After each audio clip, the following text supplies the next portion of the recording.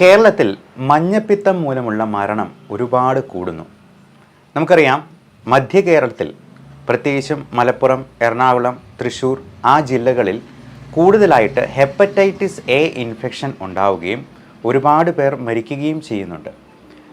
മരിച്ചില്ലെങ്കിൽ തന്നെ ഇതിൻ്റെ മഞ്ഞപ്പിത്തം മൂലമുണ്ടാകുന്ന പ്രശ്നങ്ങൾ, ലിവറിന് ഉണ്ടാക്കുന്ന ആഘാതങ്ങൾ ഒരുപാടുണ്ട്. നമുക്കറിയാം, നമ്മുടെ ജീവിതശൈലി കൊണ്ടൊക്കെ തന്നെ ഫാറ്റി ലിവർ ഉള്ള ആൾക്കാർ ഒരുപാട് പേരുണ്ട്. SGOT, SGPT എന്ന് പറയുന്നത് എന്താണ്, ബിലിറൂബിൻ എന്ന് പറയുന്നത് എന്താണ്, ഇത് കൂടി നിൽക്കുകയാണെന്നുണ്ടെങ്കിൽ ഫാറ്റി ലിവർ ഉണ്ടോ, അതിന് എന്ത് പരിശോധനകൾ വീണ്ടും ചെയ്യണം, അത് കൂടി പോകാതിരിക്കാൻ എന്തൊക്കെ ശ്രദ്ധിക്കണം, ഇത്തരത്തിലുള്ള കാര്യങ്ങൾ നമുക്കിന്നൊന്ന് ഡിസ്കസ് ചെയ്യാം. നമസ്കാരം, ഞാൻ doctor Bipin Jose, Pazhama medical centre, Pala, Kanjirappally and Sultan Bathery. ഇന്നത്തെ വീഡിയോയിൽ SGOT, SGPT എന്ന് പറയുന്ന ലിവർ ടെസ്റ്റിനെ കുറിച്ച് എല്ലാ ഡീറ്റെയിൽസും നമുക്ക് പറയാം. ഈ SGOT, SGPT എന്ന് പറയുന്നത് ലിവർ എൻസൈംസ് ആണ്. ആദ്യമേ തന്നെ കുറച്ച് ബേസിക് കാര്യങ്ങൾ പറയുക. ലിവർ എന്ന് പറയുന്നത് നമ്മുടെ ശരീരത്തിലെ ഏറ്റവും വലിയ ഗ്രന്ഥിയാണ്. ഇത് രണ്ട് തരത്തിലുള്ള എൻസൈംസ് ഉണ്ടാക്കുന്നുണ്ട്. അതാണ് SGOT, SGPT. ലിവറിൽ നിന്ന് തന്നെയാണ് ബിലിറൂബിൻ പുറത്തേക്ക് വരുന്നത്. അപ്പോൾ ബിലിറൂബിൻ എന്ന് പറയുന്നത് ഒരു ദഹന രസമായിട്ട് നമ്മുടെ റെഡ് ബ്ലഡ് സെൽസിൻ്റെ പ്രോഡക്റ്റാണ് ഈ ബിലിറൂബിൻ എന്ന് പറയുന്നത്. ഈ ബിലിറൂബിൻ കൂടുതലാവുമ്പോഴാണ് ജോണ്ടിസ് അല്ലെങ്കിൽ മഞ്ഞപ്പിത്തം എന്ന് പറയുന്നത്. SGOT, SGPT ലിവറിലാണ് സെക്രീറ്റ് ചെയ്യുന്നത്. എങ്കിലും അത് ഉണ്ടോ ഇല്ലയോ എന്നുള്ളത് നോക്കുന്നത് നമ്മുടെ ബ്ലഡിലാണ്. അപ്പോൾ ബ്ലഡ് ടെസ്റ്റ് ചെയ്ത് നോക്കിയെന്നാൽ നമുക്കിത് ലെവൽ കൂടുതലുണ്ടോ എന്നുള്ളത് അറിയാൻ പറ്റും. AST, ALT എന്നും അതിന് വേറെ പേരുകൾ പറയാറുണ്ട്. സാധാരണ രീതിയിൽ രക്തത്തിൽ ഇത് കൂടി നിൽക്കുന്നത് ലിവർ സംബന്ധമായ രോഗങ്ങളിലാണ്, കൂടുതലും ഫാറ്റി ലിവർ പോലെയുള്ള പ്രശ്നങ്ങൾ. ഇതിൻ്റെ ഈ ടെസ്റ്റിൻ്റെ പ്രത്യേകത എന്താണെന്ന് വെച്ചാൽ, ലിവർ ഡാമേജ് കൂടുതലുള്ള ലക്ഷണങ്ങൾ ഉണ്ടാകുന്നതിന് മുൻപ് തന്നെ ഈ ബ്ലഡ് ടെസ്റ്റ് ചിലപ്പോൾ കൂടുതലായിട്ട് കാണിക്കും. അപ്പോൾ ചെറിയ തോതിലെങ്കിലും ഡാമേജ് ഉണ്ടെങ്കിൽ ഈ SGOT, SGPT കൂടുതലായിരിക്കും. അത് non alcoholic fatty liver disease ആണെങ്കിൽ SGPT ഒരു 2 മടങ്ങ് കൂടുതലായിട്ട് വേണം, SGPT മാത്രമായിട്ട്. അപ്പോൾ ബിലിറൂബിൻ ഒത്തിരി കൂടുതലുണ്ടെങ്കിൽ നമുക്ക് ഉള്ളം കൈയിലൊക്കെ യെല്ലോ ഡിസ്കളറേഷനായിട്ട് കാണാം, ഈ മഞ്ഞ കളറ് കാണാം കണ്ണിൽ. പക്ഷേ SGOT, SGPT ഒക്കെ ചെറിയൊരു ലിവർ ഡാമേജിൽ പോലും അത് കൂടുതലായിട്ട് കാണാനായിട്ട് കഴിയും. ഹെപ്പറ്റൈറ്റിസ് എന്ന് പറയുന്ന വൈറൽ ഇൻഫെക്ഷൻ കൂടുതലും അത് ജലജന്യമായ രോഗമാണ്. ഫുഡിലൂടെ നമ്മൾ പുറത്തുനിന്ന് ഭക്ഷണം കഴിക്കുമ്പോൾ, ഹോട്ടൽ ഫുഡ് കഴിക്കുമ്പോൾ, ഹോട്ടലിലെ ഗ്രേവി ഒഴിക്കുന്നതിൽ അവർ പച്ചവെള്ളം ചേർക്കുവാണെങ്കിൽ, തിളപ്പിച്ചതല്ലാത്ത വെള്ളം ചേർക്കുവാണെങ്കിൽ, ഈ ഗ്ലാസ് കഴുകുന്നത്, പാത്രം കഴുകുന്ന വെള്ളം ഇൻഫെക്റ്റഡ് ആണെങ്കിൽ ഒക്കെ ഈ ഹെപ്പറ്റൈറ്റിസ് എ പകരാം. അതുപോലെ ഫ്രഷ് ജ്യൂസ് ഒക്കെ കുടിക്കുമ്പോഴേക്കും നമ്മൾ വളരെ ശ്രദ്ധിക്കണം. അത് കിണറ്റിലെ വെള്ളമാണെങ്കിൽ പോലും തിളപ്പിച്ചാറിച്ച് കുടിക്കുന്നതാണ് നല്ലത്. കഴിവതും അത് ഫിൽറ്റർ ചെയ്ത്, ഇപ്പോൾ കിണറ്റിലെ വെള്ളമാണെങ്കിൽ അതിൽ എന്തെങ്കിലും കാഷ്ണം വീഴുവോ, എലിമൂത്രം ഉണ്ടാവുകയോ ഒക്കെ ചെയ്തെന്നാലും നമുക്കറിയാൻ കഴിയില്ല. അത് ഫിൽറ്റർ ചെയ്ത് നല്ല തിളപ്പിച്ച് കുടിക്കുന്നതാണ് ഏറ്റവും അഭികാമ്യം. എന്നാൽ ഹെപ്പറ്റൈറ്റിസ് B, C എന്ന് പറയുന്നത് അത് ലൈംഗികമായിട്ടുള്ള ബന്ധത്തിലൂടെ, ബോഡി സെക്രീഷൻസിലൂടെ, സ്രവങ്ങളിലൂടെ ഒക്കെ ആണ് പകരുന്നത്. അപ്പോൾ ഹെപ്പറ്റൈറ്റിസ് B, Cക്കൊക്കെ വാക്സിനേഷൻസ് ഉണ്ട്. ഹെൽത്ത് വർക്കേഴ്സിനൊക്കെ എല്ലാവർക്കും ഹെപ്പറ്റൈറ്റിസ് B പകരും. അതിനുള്ള വാക്സിനേഷൻസ് കൊടുക്കുന്നുണ്ട്. കാരണം പകരാനുള്ള സാധ്യത കൂടുതലായതുകൊണ്ട്, ഇഞ്ചക്ഷനൊക്കെ എടുക്കുന്നവരായതുകൊണ്ട്. ഇത് HIV കൂടുതൽ ഇൻഫെക്റ്റീവ് ആയിട്ടുള്ളൊരു വൈറസാണ് ഹെപ്പറ്റൈറ്റിസ് B വൈറസ്. അത് HIV ഒക്കെ നമുക്ക് പ്രോപ്പറായിട്ടുള്ള ഒരു ബോഡി സെക്രീഷൻസുമായിട്ട് കോണ്ടാക്ട് വരണമെന്ന് വിചാരിക്കാം. പക്ഷേ ഹെപ്പറ്റൈറ്റിസ് B അതിനേക്കാൾ വേഗത്തിൽ സ്പ്രെഡ് ചെയ്യാനായിട്ടുള്ള സാധ്യതയുണ്ട്. അപ്പോൾ നമുക്ക് ലിവറിൻ്റേതായിട്ടുള്ള പ്രശ്നങ്ങളുണ്ടെങ്കിൽ, ഇപ്പോൾ പനി, വെയിറ്റ് കുറഞ്ഞു പോവുക, നമുക്ക് വിശപ്പില്ലായ്മ ഉണ്ടാവുക, വെയിറ്റ് കുറഞ്ഞു പോവുക, നമുക്ക് ചൊറിച്ചിലുണ്ടാവുക, ചിലപ്പോൾ ദേഹത്ത് എല്ലായിടത്തും ചൊറിച്ചിൽ, ഡിസ്കളറേഷൻ, യെല്ലോയിഷ് ആയിട്ടുള്ള മഞ്ഞ കളർ വരിക, കാലിൻ്റെ ഭാഗത്ത് നീര് വയ്ക്കുക, പിറ്റിംഗ് പീഡിലെഡിമ, നമ്മൾ തൊടുമ്പോഴത്തേക്കും അവിടെ കുഴിഞ്ഞു പോവുക, റെഡ് റാഷസ് ആയിട്ടുണ്ടാവുക, ഇതൊക്കെയാണ് ഇതിൻ്റെ ലിവർ ഡിസ്ഫങ്ഷൻ്റെ ലക്ഷണങ്ങൾ. SGPT എന്ന് പറയുന്നത് സിറം ഗ്ലൂട്ടമിക് പൈറുവിക് ട്രാൻസാമിനേസ് എന്നാണ്. എല്ലാ എൻസൈംസിൻ്റെയും അവസാനം ACE എന്നുള്ള ഒരു പേരുണ്ടാവും. അപ്പോൾ ALT, അലനിൻ ട്രാൻസാമിനേസ് എന്ന് പറയുന്ന, അത് ഇൻ്റർനാഷണൽ യൂണിറ്റ്സിൽ നോർമലി വരുന്നത് 56 വരെ, ഇൻ്റർനാഷണൽ യൂണിറ്റ്സ് വരെ ഇത് നോർമൽ റേഞ്ചാണ്.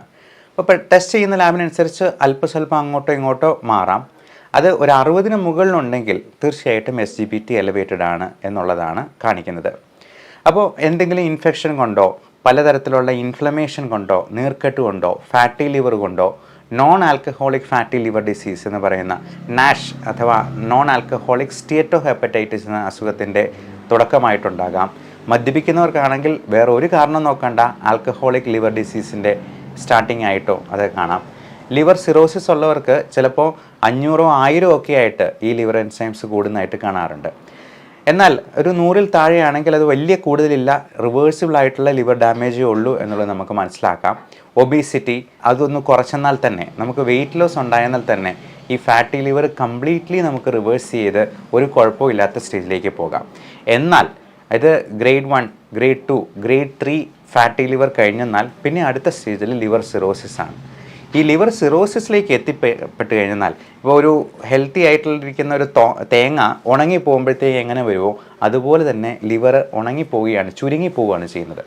അപ്പോൾ അങ്ങനെ വന്നു കഴിഞ്ഞാൽ ഫൈബ്രോസിസ് ഉണ്ടാവുകയും വളരെ കട്ടി ഉണ്ടാവുകയും ഈ സ്കാറിങ് ഉണ്ടാവുകയും അത് ഫൈബ്രോസ്കാനിലാണ് ഡിറ്റക്റ്റ് ചെയ്യുക. അപ്പോൾ അങ്ങനെ ഡിറ്റക്റ്റ് ചെയ്യുമ്പോഴത്തേക്കും നമുക്ക് ലിവർ സിറോസിസ് എന്ന സ്റ്റേജ് വന്നു കഴിഞ്ഞാൽ ഒരു തരത്തിലും അത് തിരിച്ച് കൊണ്ടുവരാൻ പറ്റില്ല. അങ്ങനെയുള്ളപ്പോൾ ലിവർ ട്രാൻസ്പ്ലാന്റേഷൻ പോലുള്ള മാർഗ്ഗങ്ങളിലേക്ക് പോകേണ്ടതായിട്ട് വരും. ഇനി ഇതിൻ്റെ അടുത്ത സ്റ്റേജാണ് HCC, ഹെപ്പാറ്റോ സെല്ലുലാർ കാർസിനോമ എന്ന് പറയുന്നത്. എനിക്ക് ഫാറ്റി ലിവർ ഗ്രേഡ് 1 to 2 ഉണ്ടായിരുന്നു. പക്ഷേ എൻ്റെ വെയിറ്റ് ഞാൻ 5 കിലോയോളം കുറച്ചു.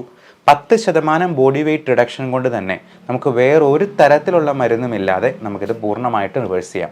എൻ്റെ യൂട്യൂബ് ചാനലിൽ തന്നെ പല വീഡിയോസും നിങ്ങൾക്ക് കാണാൻ കഴിയും. ഫാറ്റി ലിവറുള്ള ആളുകൾ ഗ്രേഡ് 2, ഗ്രേഡ് 3 ഫാറ്റി ലിവറുള്ള ആളുകൾക്ക് പോലും പൂർണ്ണമായിട്ടും റിവേഴ്സ് ചെയ്തിട്ടുള്ളതായിട്ട്. അപ്പോൾ ഈ വെയിറ്റ് റിഡക്ഷന് നമ്മളെ ഹെൽപ്പ് ചെയ്യുന്ന ഒരുപാട് തരത്തിലുള്ള സപ്ലിമെൻറ്റ്സ് ഉണ്ട്, മരുന്നുകളുണ്ട്. ഇതിൽ മെയിനായിട്ട് 3 സപ്ലിമെൻറ്റ്സ് ആണ് എടുക്കേണ്ടത്. Vitamin E, omega-3 fatty acids, vitamin D3. അതുപോലെ വെയിറ്റ് കുറയ്ക്കാൻ സഹായിക്കുന്ന ഇപ്പോൾ പലപ്പോഴും പ്രമേഹത്തിന് ഉപയോഗിക്കുന്നതായിട്ടുള്ള മരുന്നുകളായിട്ടുള്ള മെറ്റ്ഫോമിൻ, ഗ്ലിമിപ്രൈഡ്, പയോഗ്ലിറ്റിസോൺ തുടങ്ങിയ മരുന്നുകളും ചിലപ്പോൾ ഇതിന് കൊടുക്കാറുണ്ട്. ഇതിലേറ്റവും ഹെൽപ്പ് ചെയ്യുന്നത് മെറ്റ്ഫോമിനും പയോഗ്ലിറ്റസോണുമാണ്. അത് നമുക്ക് ഷുഗർ പെട്ടെന്ന് കുറച്ച് കളയുകയല്ല ചെയ്യുന്നത്, നമുക്ക് ഈ ഫാറ്റി ലിവർ കുറയ്ക്കാനായിട്ട് അത് ഹെൽപ്പ് ചെയ്യും. പലതരത്തിലുള്ള ഓട്ടോ ഇമ്മ്യൂൺ അസുഖങ്ങളിൽ ചിലപ്പോൾ ഫാറ്റി ലിവറും SGPT കൂടുതലായിട്ട് വരും. അബ്ഡോമിനൽ ഇൻഫെക്ഷൻസ് ഉണ്ടെന്നുണ്ടെങ്കിൽ ഇങ്ങനെ വരും. മദ്യപിക്കുന്ന ആൾക്കാർക്ക് തീർച്ചയായിട്ടും മദ്യം പൂർണ്ണമായിട്ട് ഒഴിവാക്കണം. അത് ഒരു തുള്ളി പോലും കഴിക്കാൻ പാടില്ല. നമ്മൾ മദ്യം ഒരു പെഗ് കഴിക്കുമ്പോൾ 3-4 പാരസ്റ്റമോൾ ഗുളിക ഒരുമിച്ച് കഴിക്കുന്നത് പോലെയാണ് ലിവറിന് ഫീൽ ചെയ്യുക. അത്രയും ലോഡ് ലിവറിന് കൂട്ടുകയാണ് ചെയ്യുന്നത്. അപ്പം നമ്മൾ ആൻറ്റിബയോട്ടിക്സും പെയിൻ കില്ലേഴ്സും അനാവശ്യമായിട്ട് കഴിക്കാതിരിക്കുക. ഡോക്ടറുടെ പ്രിസ്ക്രിപ്ഷനോട് കൂടി അല്ലാതെ ഇങ്ങനെയുള്ള മരുന്നുകൾ കഴിക്കരുത്. എന്നാൽ മറ്റു തരത്തിലുള്ള മരുന്നുകളൊന്നും ലിവറിന് വലിയ പ്രശ്നങ്ങൾ ഉണ്ടാക്കുന്നതല്ല. ഡോക്ടർ നിർദ്ദേശിച്ചിരിക്കുന്ന ഡോസിൽ തന്നെ അത് കൃത്യമായിട്ട് കഴിക്കണം. എന്ത് മരുന്നിനാണെങ്കിലും കൃത്യമായിട്ടുള്ള ഡോസേജിൽ കഴിച്ചെന്നാൽ അതിന് കുഴപ്പമുണ്ടാവില്ല. ഇനി മരുന്നല്ലെങ്കിൽ പോലും ആ ഡോസേജിൽ കൂടുതൽ കഴിച്ചെന്നാൽ നമുക്ക് ദോഷം ചെയ്യും. പച്ച വെള്ളമാണെങ്കിൽ പോലും ഒരു ദിവസം 3 ലിറ്ററിൽ കൂടുതൽ കുടിക്കുന്നത് നമ്മൾ ഡോക്ടറോട് ചോദിച്ചിട്ട് വേണമെന്നാണ് പറയുക. നമ്മളൊരു 4-5 ലിറ്ററൊക്കെ ഇപ്പം ലിവറിന് പ്രശ്നമുള്ളവരോ കിഡ്നിക്ക് പ്രശ്നമുള്ളവരോ ഹാർട്ടിന് പ്രശ്നമുള്ളവരോ ഒക്കെ 1 ലിറ്റർ വെള്ളം ഒരുമിച്ച് ഒറ്റയടിക്ക് ഒരു വാശിക്ക് കുടിച്ചിരുന്നാൽ അത് തന്നെ ശ്വാസമുട്ടലുണ്ടാക്കുകയും പൾമണറി എഡിമ എന്ന് പറയുന്ന പ്രശ്നം ഉണ്ടാക്കുകയും മരണം വരെ സംഭവിക്കുകയും ചെയ്യാം. അതുകൊണ്ട് എന്ത് വസ്തുക്കൾക്കും അതിൻ്റേതായ ഡോസേജ് ഉണ്ട്, ഡെയിലി ഡോസേജ് ഉണ്ട്. അതിനപ്പുറം കഴിക്കാതിരിക്കുക. അത് മരുന്നാണെങ്കിലും ആൻറ്റിബയോട്ടിക് ആണെങ്കിലും പെയിൻ കില്ലർ ആണെങ്കിലും ഒക്കെ. ഇതെല്ലാം നമുക്ക് ലിവറിനും കിഡ്നിക്കും ഒക്കെ ദോഷം ചെയ്യാൻ സാധ്യതയുള്ളതാണ്. ഇനി SGOT എന്ന് പറയുന്നത് സിറം ഗ്ലൂട്ടാമിക് ഓക്സലോ അസറ്റിക് ട്രാൻസാമിനേസ് എന്നാണ്. ഇത് വേറൊരു തരത്തിലുള്ള എൻസൈമാണ്. ഇതിന് മറ്റൊരു പേരോടും കൂടിയുണ്ട്, AST, aspartate amino transaminase. SGOT SGPT തമ്മിലുള്ള വ്യത്യാസം എന്നാന്ന് വെച്ചെന്നാൽ ഇത് ലിവർ സ്പെസിഫിക് ആയിട്ട് പറയുന്നത് കുറച്ചുകൂടി SGPT ആണ്. അതായത് ലിവർ ഡാമേജസിൽ ലിവർ സംബന്ധമായിട്ടുള്ള രോഗങ്ങളിൽ കൂടുതലായിട്ടും SGPT എലിവേഷനാണ് ഉണ്ടാവുന്നത്. SGPT ലിവർ സംബന്ധമായിട്ടുള്ള രോഗങ്ങളിലാണ് കൂടുതൽ കാണുമെങ്കിൽ SGOT ഹാർട്ടിൽ നിന്നും കിഡ്നിയിൽ നിന്നും പാങ്ക്രിയാസിൽ നിന്നും മസിലിൽ നിന്നും ഒക്കെ സെക്രറ്റ് ചെയ്യുന്നുണ്ട്. അപ്പോൾ അത്തരത്തിലുള്ള ഓർഗൻസിൻ്റെ ഡാമേജ് കാരണവും SGOT നമ്മുടെ ബ്ലഡിൽ കൂടാൻ സാധ്യതയുണ്ട്. അപ്പോൾ SGPT മാത്രമായിട്ടാണെങ്കിലും നോക്കിയെന്നാൽ നമുക്ക് ലിവർ ഡാമേജ് ഉണ്ടോ എന്ന് അറിയാൻ പറ്റും. ഇപ്പോൾ LFT ചെയ്തിട്ട് അതിൽ SGPT നോർമലും SGOT കൂടുതലും കാണുന്നുണ്ടെങ്കിൽ മറ്റ് തരത്തിലുള്ള കാരണങ്ങളാണ് നോക്കേണ്ടത്. അതായത് ഹാർട്ടിന് കിഡ്നിക്ക് പ്രശ്നമുണ്ടോ, അവർക്ക് ഹാർട്ട് ഫെയിലർ ഉണ്ടോ എന്നുള്ളത്, പാങ്ക്രിയാറ്റൈറ്റിസ് ഉണ്ടോ എന്നുള്ളത്, ഇപ്പം പാങ്ക്രിയാസ് ഗ്രന്ഥിക്കൊക്കെ വീക്കം ഉണ്ടായി അതിന് ഇൻഫെക്ഷൻ ഉണ്ടെന്നുണ്ടെങ്കിൽ SGOT മാത്രമായിട്ട് കൂടുതലിരിക്കാം. അതിൻ്റെ നോർമൽ വാല്യൂ എന്ന് പറയുന്നത് 8 മുതൽ 48 വരെയുള്ള ഇൻ്റർനാഷണൽ യൂണിറ്റ്സ് ആണ്. ലാബിൻ്റെ ആ നോർമൽ റേഞ്ച് ചിലപ്പോൾ അല്പസ്വല്പം അങ്ങോട്ടും ഇങ്ങോട്ടും ഒക്കെ മാറാം, റിയേജൻറ്റിൻ്റെ വ്യത്യാസത്തിലോ മെഷീനിലോ ടെക്നോളജിയിലോ ഉള്ള വ്യത്യാസം കൊണ്ട്. അപ്പോൾ ഹെപ്പറ്റൈറ്റിസിലും സിറോസിസിലും ഒക്കെ SGOTയും കൂടാം. ഇൻഫെക്ഷസ് മോണോന്യൂക്ലിയോസിസ് IMN എന്ന് പറയുന്ന ഇൻഫെക്ഷനിൽ അത് കൂടാം. നോൺ സ്പെസിഫിക് ആയിട്ടുള്ള ലിവറിൻ്റെ അല്ലാത്ത പ്രശ്നങ്ങൾ കൊണ്ട്, ഹാർട്ട് പ്രോബ്ലംസ് കൊണ്ടോ പാൻക്രിയാറ്റൈറ്റിസ് കൊണ്ടോ ഒക്കെ SGOT കൂടുതലാകാവുന്നതാണ്. ഇത്തരത്തിലുള്ള ലിവർ ഡാമേജുകൾ ഉണ്ടാകാതിരിക്കാനായിട്ട് നമ്മൾ പ്രത്യേകമായിട്ടും വാക്സിനേഷൻസ് എടുക്കുക. ഹെപ്പറ്റൈറ്റിസ് B, C എന്നുള്ള വാക്സിനേഷൻ കൃത്യമായിട്ട് എടുക്കുന്നത് വഴി ആ ഇൻഫെക്ഷനെ നമുക്ക് കൺട്രോൾ ചെയ്യാനായിട്ട് പറ്റും. അതുപോലെ ആസ്പിരിൻ പോലുള്ള മരുന്നുകൾ സ്ഥിരമായി കഴിക്കുന്നവർക്ക് SGOT കൂടുതലുണ്ടാകാം.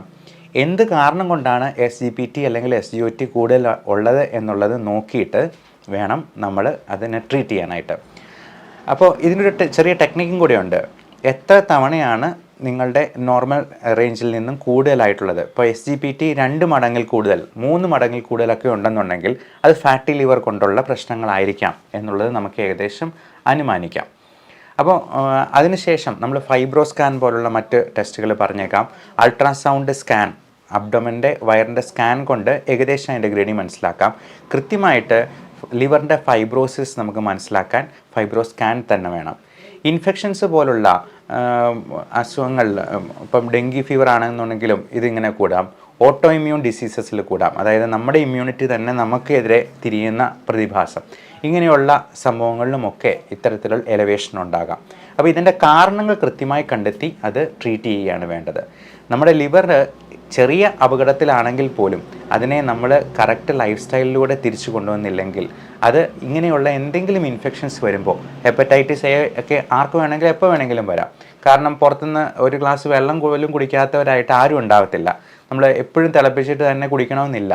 ഇപ്പോൾ പാത്രം കഴുകുന്ന വെള്ളത്തിൽ നിന്ന് പോലും ഈ ഇൻഫെക്ഷൻ വരാമെന്നുള്ളത് കൊണ്ട് നമ്മൾ liver disease, fatty liver grade 1 ആണെങ്കിൽ പോലും അതിന് കൃത്യമായ സപ്ലിമെൻറ്റ്സ് എടുത്ത് ലൈഫ് സ്റ്റൈൽ ചേഞ്ചസ് കൊണ്ടുവന്ന് വെയിറ്റ് നമ്മൾ കറക്റ്റ് BMIയിൽ മെയിൻറ്റെയിൻ ചെയ്തുകൊണ്ട് തന്നെ ലിവറിനെ പ്രൊട്ടക്റ്റ് ചെയ്ത് നിർത്തിയില്ലെങ്കിൽ അത് നമുക്ക് പണി തരും എന്നുള്ളതിൽ സംശയമില്ല.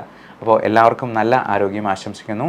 Love and regards, doctor Bibin Jose, pulmo medical centre, Pala, Kanjirappally and Sultan Bathery.